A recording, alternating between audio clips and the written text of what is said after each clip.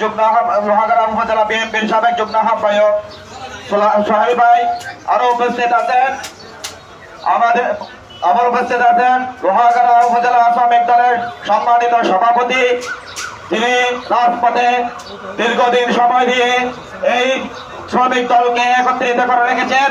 এই আমার বড় ভাই এস.এম. জাকারিয়া ভাই।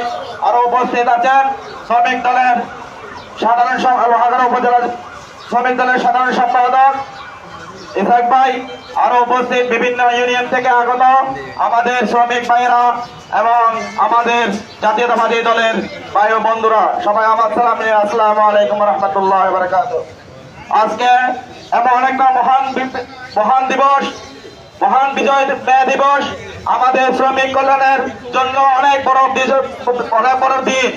আমাদের এই দিনে আমি শ্রমিকদের সবার যারা ইন্তেকাল করেছেন তাদের প্রতি আমি শ্রদ্ধা স্মরণ করছি, এবং যারা শ্রমিক হয়ে এই দেশের জন্য কাজ করছেন, দেশের জন্য কাজ করছেন, উপজেলার জন্য কাজ করছেন, গ্রামের জন্য কাজ করছেন, এই শহর ইউনিয়ন কলেজের জন্য কাজ করছেন, তাদেরকে আমি অনেক অনেক ধন্যবাদ জানাচ্ছি।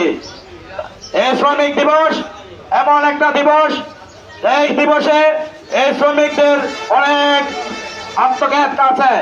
সেই আত্মত্যাগের মধ্যে ভিত্তি করে আমি বলতে চাই, এই লোহাগাড়া উপজেলায়, এই লোহাগাড়া শহর ইউনিয়ন কমিটির উপজেলায় বিভিন্ন জায়গায় বিভিন্ন চাঁদাবাজি চলতেছে।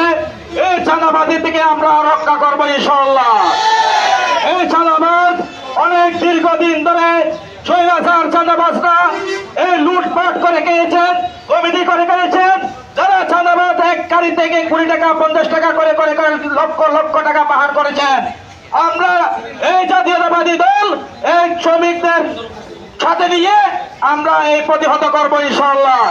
যারা স্বৈরাচার ছিল তারা এখন কিছুটা পালিয়েছে আর কিছুটা পালাতে চাচ্ছেন, তাদেরকে আমরা পালাতে দিব না। আমরা চাই এই জনগণের পক্ষে জাতীয়তাবাদী দল কাজ করবেন, আমরা শ্রমিক দল কাজ করতে চাচ্ছি, আমরা শ্রমিক দল কাজ করবো ইনশাআল্লাহ। এই কোনদিন এখানে পুরো শ্রমিক যেন চাঁদা না দিয়ে সুন্দরভাবে সুশৃঙ্খল ভাবে যেন চলতে পারে, সেজন্য আমরা কাজ করে যাব ইনশাআল্লাহ। সেই জন্য আমি শ্রমিক দলের সভাপতি এবং সেক্রেটারি এবং শ্রমিক দলের নেতৃবৃন্দ থেকে আমি বলবো, এই যেন লোহাগাড়াবাসী যেন সুন্দরভাবে শ্রমিকদের মূল্যায়ন করতে পারে, সময় সাধারণ জনগণের যেন ভোগাভোগ না হয় এবং কোনো কষ্ট না হয়, সেজন্য আপনারা খেয়াল রাখবেন। সে বলে আমার বক্তব্য শেষ করছি। আসসালামু আলাইকুম ওয়া রাহমাতুল্লাহ।